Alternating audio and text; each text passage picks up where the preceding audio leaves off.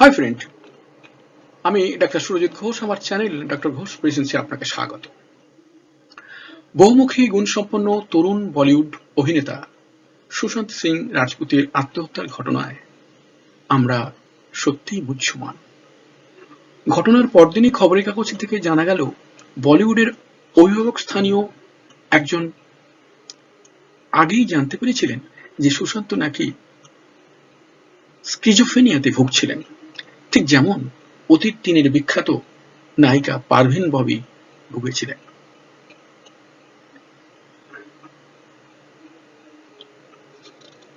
তিনি বিস্ময়করভাবে সুশান্তকে সাহায্য না করে অন্যদের বলেছিলেন সুশান্তের সঙ্গে কোনো যোগাযোগ না রাখতে। কি এই স্কিজোফ্রেনিয়া অসুখ? এটা কি করোনার মতো প্রাণঘাতী কোনো সংক্রমণ সৃষ্টিকারী অসুখ?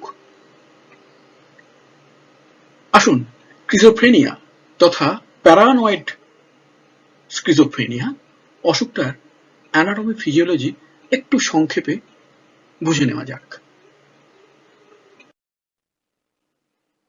স্কিজোফ্রেনিয়া শব্দটা তৈরি হয়েছে গ্রিক শব্দ স্কিজ অর্থাৎ স্প্লিট বা টুকরো হওয়া ও ফ্রেন অর্থাৎ মাইন্ড বা মন, এই দুই শব্দ দিয়ে।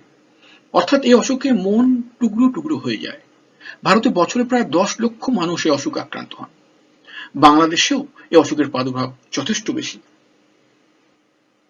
মন দিয়ে আমরা সমস্ত কাজ করি, যেমন বুদ্ধি, যুক্তি, চিন্তা, ভাবনা, কাজকর্ম, দেখা, শোনা, গন্ধ অনুভব, স্পর্শ, পঞ্চ ইন্দ্রিয় সবই কন্ট্রোল, সবকিছুরই কন্ট্রোল কিন্তু মন দিয়ে। আমার এই যে কথা আপনারা শুনছেন তা সুস্থ মনের, কারণ এই কথাগুলো সঙ্গতিপূর্ণ। আপনাদের বুঝতে কিছু অসুবিধা হচ্ছে না, আমার বলতেও কোনো অসুবিধা হচ্ছে না। কিন্তু স্কিজোফ্রেনিয়া রোগীর মনের সুস্থতা নষ্ট হয়ে যায়, ইন্দ্রিয় ঠিকমতো কাজ করে না। অসুখটা যুবক যুবতীদেরই বেশি হতে দেখা যায়। স্কিজোফ্রেনিয়া রোগ শুরুর পূর্বলক্ষণ: 1.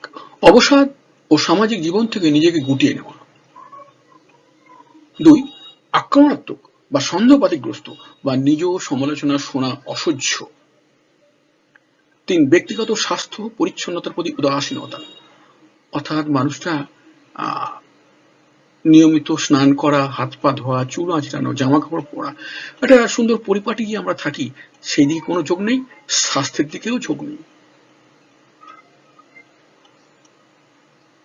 4. চোখের চাহনি শীতল ভাবলেশীন, মুখটা যেন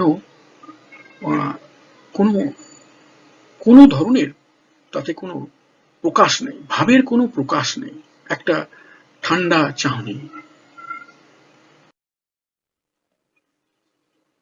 5. মনের আবেগ প্রকাশের অক্ষমতা, অর্থাৎ মানুষটা হাসতে পারে না, কাঁদতে পারে না, কোনো আনন্দের প্রকাশ নেই, সবকিছু বন্ধ হয়ে গেছে। 6. নিদ্রাহীনতা অথবা অতিনিদ্রা। 7. স্মৃতিশক্তির হ্রাস, মনোযোগেও অক্ষমতা। 8. অসংলগ্ন বিবৃতি, অদ্ভুত সব শব্দের ব্যবহার, বিচিত্র কথার ধরন, এগুলো কিন্তু সমস্ত মানুষটার একেবারে ফান্ডামেন্টাল চেঞ্জ। একটা মানুষের কথা বলার একটা ঢং আছে, একটা বিশেষ ধরনের কি বলবো, একটা বিশেষ ধরনের স্টাইলে প্রতিটা মানুষ কথা বলে, দেখা যাবে সেইটা তার পাল্টে যাচ্ছে। কথার সময় অদ্ভুত অদ্ভুত শব্দ ব্যবহার করছে, কথা বলার ধরন পাল্টে গেছে। এগুলো সব স্কিজোফ্রেনিয়া শুরুর পূর্ব লক্ষণ। অসুখটা যখন ধরে যায় তখন তার প্রথম যে লক্ষণ আসে সেটা হলো নানা ধরনের ভ্রান্ত বিশ্বাস, ইংরেজি থেকে বলা হয় ডিলিউশন। রোগী মনে করে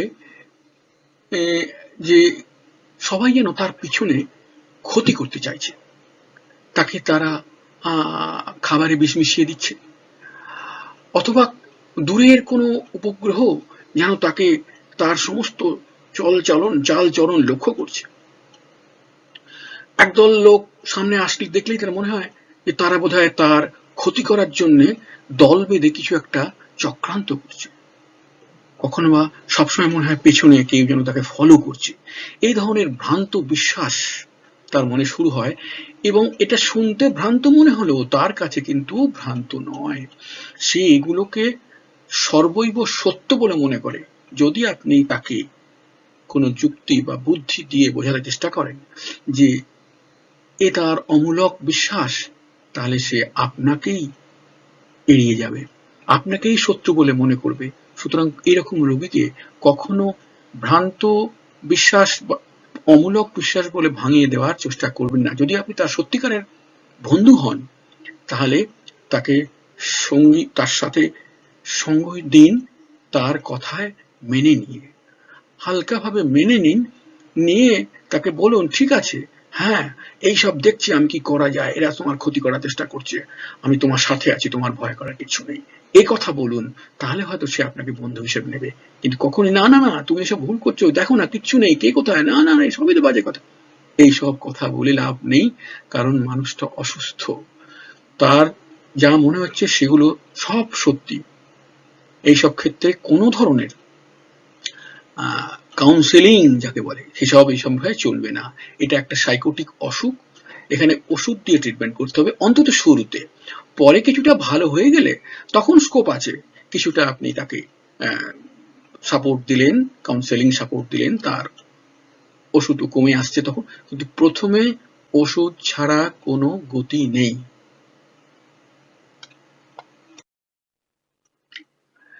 2 নম্বর যে সিমটমটা আসে সেটা হচ্ছে ভ্রান্ত দর্শন, ভ্রান্ত শ্রবণ, ভ্রান্ত স্পর্শ, ভ্রান্ত ঘ্রাণ, হ্যালিউসিনেশন। অর্থাৎ এইবার সে শুনতে পাচ্ছে তার কানের কাছে যেন কেউ কথা বলছে, সেই কথা কখনো সে কান বন্ধ করে শোনা না শুনতে চেষ্টা করছে, কখনো বা বিড়বিড় করে তার উত্তর দিচ্ছে, লোকে তাকে ভাবছে পাগল। এই জন্যই অনেকেই যারা বিড়বিড় করে কথা বলে এদের পাগল বলে, অ্যাকচুয়ালি এরা কিন্তু পাগল নয়, এরা সবাই ওই প্যারানয়েড অসুখ, অর্থাৎ প্যারানয়েড স্কিজোফ্রেনিয়া হোক বা প্যারানয়েড অন্য কোনো ধরনের অসুখে ভুগছে। কখনো তারা মনে করছে তার গায়ে যেন কেউ সূচ ফুটিয়ে দিচ্ছে, অথবা কোনো একটা লোহার শলাকা তার গায়ে গিঁথে দিচ্ছে, তার যন্ত্রণা হচ্ছে, সে চিৎকার করছে, বলছে আমায় কেউ যেন গায়ে সূচ ফোটাচ্ছে, আমার যেন গায়ে কেউ লোহার খোঁচা দিচ্ছে। কখনো কখনো নানা রকমের দৃশ্য চোখের সামনে ফুটে উঠছে, ভয়ঙ্কর দৃশ্য। সেই দৃশ্য দেখে সে ভয় পেয়ে যাচ্ছে, সে ভয় পেয়ে ঘরের কোণে একেবারে যেন বাচ্চা ছেলের মতো লুকিয়ে পড়ার চেষ্টা করছে। কখনো বা সে বলছে আমার নানা রকম সুন্দর গন্ধ লাগছে, এখানে কি কোথাও কোথাও গোলাপ ফুল আছে, কি সুন্দর গোলাপ ফুলের গন্ধ, অথবা না না এই একটা অত্যন্ত বাজে কটু গন্ধ আসছে, অথচ বাস্তবে সেরকম কিছুই নেই। অর্থাৎ এই হচ্ছে সেই স্প্লিট হয়ে যাওয়ার ব্যাপার। তার যা পঞ্চ ইন্দ্রিয়, যে পঞ্চ ইন্দ্রিয় আমাদেরকে সঠিক পরিস্থিতি বুঝিয়ে দেয়, একে সমস্ত বেঠিক পরিস্থিতি থেকে ঠেলে নিয়ে যাবে। যার কোনো বাস্তব অভিজ্ঞতা অস্তিত্ব নেই, সেরকম জিনিস তাকে দেখাবে, শোনাবে, শোকাবে, স্পর্শ দেবে, এগুলো সব তখন মন থেকে বিচ্ছিন্ন হয়ে গেছে। 3, অসংলগ্ন কথাবার্তা, ডিসঅর্গানাইজড স্পিচ।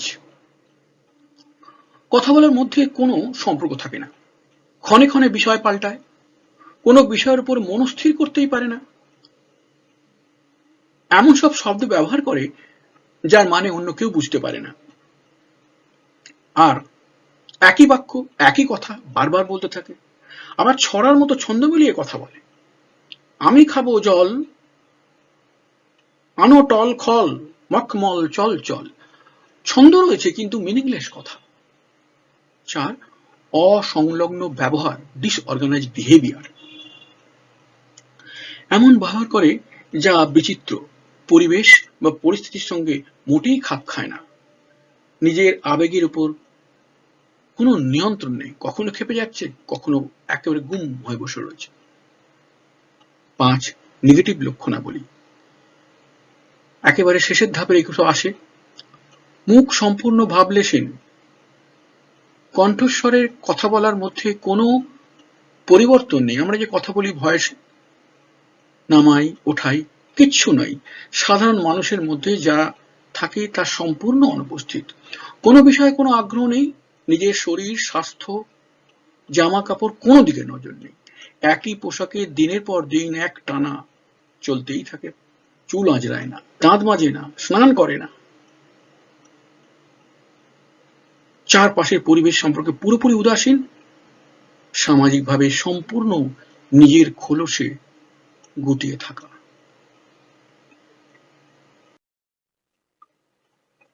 6 নম্বর, কথা বলায় অসুবিধা ও অস্বাভাবিকতা। এ লক্ষণ একেবারে অসুখের প্রায় বলা যেতে পারে গভীর যখন পৌঁছে যায়, কোনো ট্রিটমেন্ট হয়নি, কোনো রকম সাপোর্ট সে পায়নি, সেই অবস্থায় এই অসুবিধাগুলো দেখা যাচ্ছে। পেশেন্ট প্রশ্ন করলে কথাই বলতে চায় না, প্রশ্ন করলে ছোট ছোট কাটা কাটা উত্তর, তাও অসংলগ্ন, একঘেয়ে এক টোনে কথা বলার মধ্যে কোনো উচ্চারণ নয়, যেন একটা যন্ত্র কথা বলছে এইভাবে কথা বলা, আর কথা বলার মধ্যে চরম অনীহা প্রকাশ। কি করে কথা শেষ করে তাড়াতাড়ি নিজের কোঠরে ঢুকে পড়বে সেইটা ইচ্ছা। অসুখের কারণ, কজ অব দ্য ডিজিজ। নির্দিষ্ট কারণ জানা নেই। জেনেটিক ও পারিপার্শ্বিক কারণের সংমিশ্রণে জটিল পরিস্থিতি থেকে অসুখের সৃষ্টি বলে মনে করেন বিজ্ঞানীরা।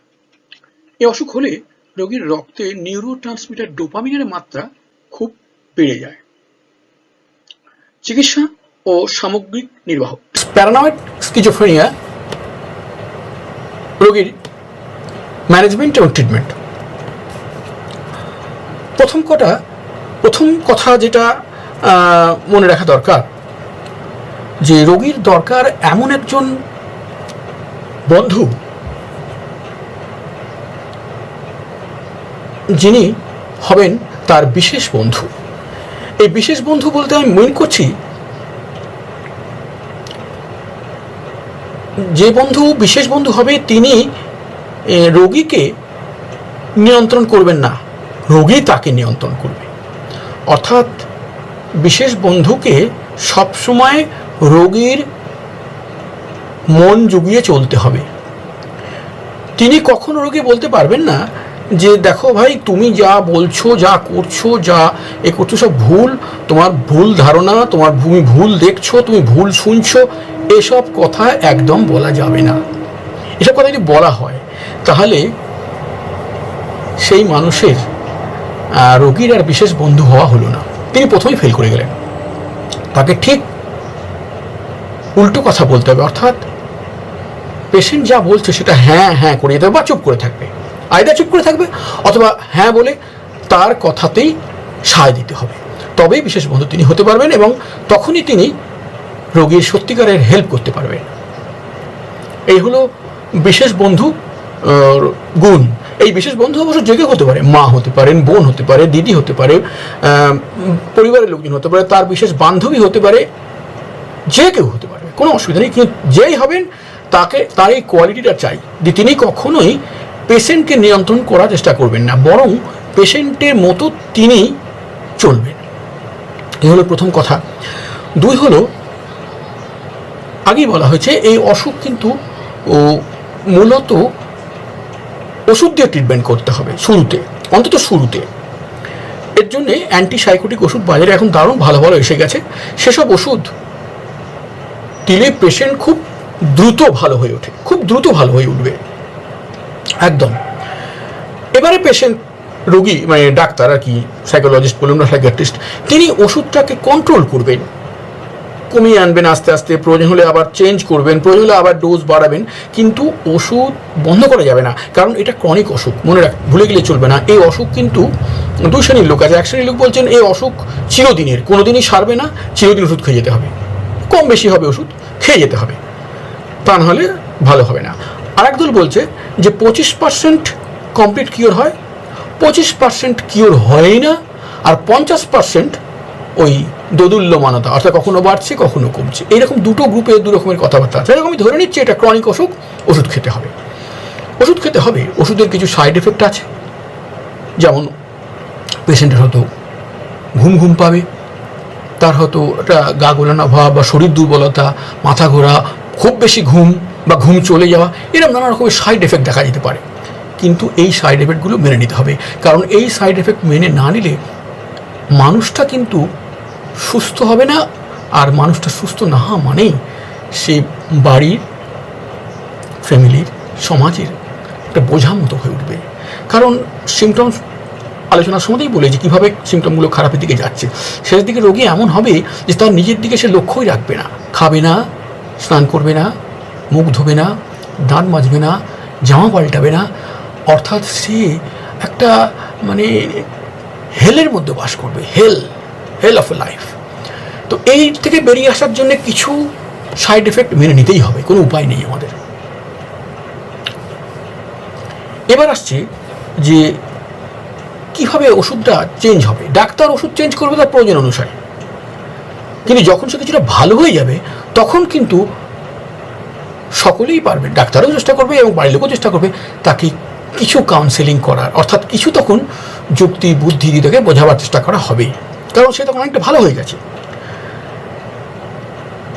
কিছুটা কাউন্সেলিং, কিছুটা জীবনশৈলীর পরিবর্তন, কিছু তাকে নিজে কাজ করাতে হবে, সে নিজের কাজ নিজে করে নেবে। এইবার তুমি এটা নিজের কাজ করো, তো তুমি এটা করো বলে তাকে দিয়ে করিয়ে নিতে হবে, অর্থাৎ তাকে আস্তে আস্তে স্বাভাবিক জীবনে ফিরিয়ে আনতে হবে। সেটা কিন্তু ওষুধ দিয়ে কিছুটা ভালো করার পর, তার আগে নয়।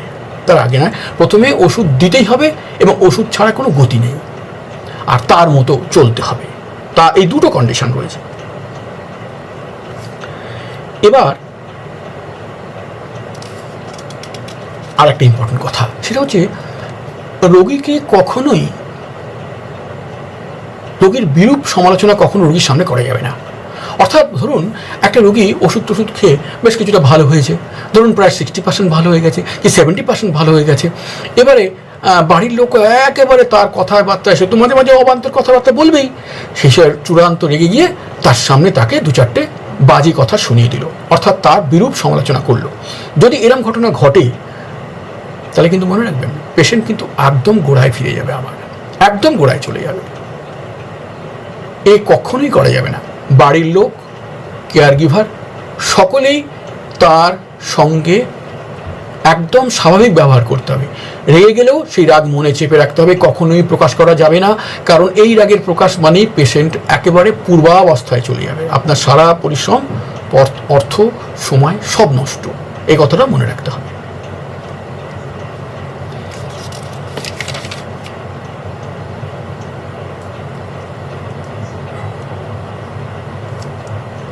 টু বি ফ্র্যাঙ্ক, যারা ট্রিটমেন্ট করেন তারা বলছেন যে ওষুধ দিলে খুব দ্রুত কিন্তু পেশেন্ট ভালোর দিকে যায়, খুব দ্রুত ভালোর দিকে চলে যায়। যদিও ওষুধটা বন্ধ করা যায় না, কিন্তু দ্রুত ভালোর দিকে যায়, এটা একটা পজিটিভ পয়েন্ট। সাইড এফেক্ট তো বলেই দিয়েছি কেমন করে কন্ট্রোল করতে হবে। সাইড এফেক্ট থাকবে, প্রয়োজন হলে পেশেন্টকে বলতে হবে যে তোমাকে যে আমি ওষুধ, পেশেন্ট অনেক সময় গন্ডগোল করে, যে মুখে ওষুধ নিয়ে রেখে দেয়, ফেলে দেয় পরে, কারণ তার ধারণা ওষুধটা মানে বিষ। সেই জন্য যিনি কেয়ার গিভার তাকে সেসব দিকে নজর রাখতে হবে, তাকে বলতে হবে দেখো ওষুধ তোমার দেওয়া হয়েছে না, ওটা তোমার সেই গায়ে ব্যথা হয়, তোমার ওই যে দুর্বলতা বলো না, সেইটার জন্যে তুমি ওই যে কি মনে করছো, কি করছো, ওসবের জন্য আমরা ওষুধ দিচ্ছি না, আমরা অন্য কারণে ওষুধ দিই, তোমার শরীর খারাপ হচ্ছে, তুমি বলছো গায়ে ব্যথা হচ্ছে, ঘুমোতে পারছো না, সেই জন্য ওষুধ দিচ্ছি। অর্থাৎ এটা মিথ্যে কথা বলতে হতে পারে। আমি আগেই বলেছি রোগীকে কখনোই জানতে দিতে চলবে না যে তার বিশ্বাসগুলো অমূলক, তার বিশ্বাস সব ঠিক, সে যা করছে সব ঠিক, সেইটা মেনে নিতে হবে। সুতরাং ওষুধ তাকে খাওয়াতে গেলে কোনো কোনো সময় একটুখানি ছল ছাতুরি করতে হতে পারে।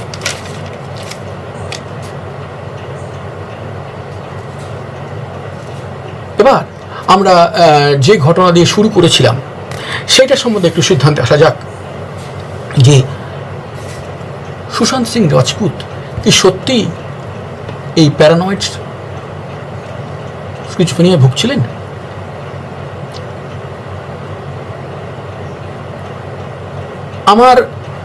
আপনারাও শুনেছেন এই কয়েকদিন ধরে খবরের কাগজে তার সময় যেসব ঘটনা বেরিয়েছে তাতে বোঝা গেছে যে তিনি একটা প্রচণ্ড স্ট্রেসের মধ্যে ছিলেন। খুব কম সময়ের মধ্যে তিনি 5-6খানা ছবি তার হাত থেকে চলে যায়, তার হাতে কোনো কাজ ছিল না, তিনি প্রচণ্ড স্ট্রেস ছিলেন, তার মধ্যে প্রচণ্ড মানসিক চাপ ছিল, তিনি কাজ খুঁজছেন, কেউ কাজ দিচ্ছে না বা কাজ পাচ্ছেন না, আর কোনোভাবে রটে গেছে যে তিনি অসুস্থ তার বন্ধুবান্ধবরাও, কাছের বন্ধুবান্ধবরা যে কোনোভাবেই হোক, ভুল ভেবেই হোক বা ভুল চিন্তাভাবনার মাধ্যমেই হোক, তারা যেন রেসপন্সও করছে না। তিনি কল করছেন, তারা কল ধরছে না। এমন হতে পারে তারা বিজি বলে কল ধরেনি, কিন্তু সুশান্ত সিং রাজপুত অন্যভাবে নিচ্ছেন। এবং যেহেতু তিনি স্ট্রেসড, রীতিমধ্যে তার আবার একজন খুব কাছের পুরনো বন্ধু, যিনি তার ম্যানেজার ছিলেন, তিনি আবার সুইসাইড করলেন। এটাও তার মনে একটা চাপ পড়ল। তাহলে এই চাপ, কাজ হারানোর চাপ, বন্ধুরা ফোন করলে ধরছে না সেই চাপ, এই সমস্ত মিলে মিশে তিনি একটা চক্রের মধ্যে পড়ে ক্রমশ নামতে আরম্ভ করলেন। এবং শেষের দিকে তিনি যে টুইট করেছেন, সেই টুইটটা আমি আপনাদের পড়ে শোনাচ্ছি। এটা শুনলেই বোঝা যাবে যে তিনি একদম সুস্থ শরীরে সজ্ঞানী ভেবে চিন্তে কাজটা করেছেন। তিনি বলছেন টুইটে, আমি চিরদিনের জন্য সব শেষ করছি, অনেক দূরে যাচ্ছি, যদিও তা আপনাদের অনেক কাছেও হতে পারে। এরপর হয়তো সবাই অন্যকে শুধু মনে না রেখে যোগাযোগ করারও চেষ্টা করবে। ওপরে আবার দেখা হবে, বিদায়। এত সুন্দর গুছিয়ে কথা বলা কোনো প্যারানয়েড স্কিজোফ্রেনিক রোগী পারে না। তিনি সম্পূর্ণ সুস্থ ছিলেন।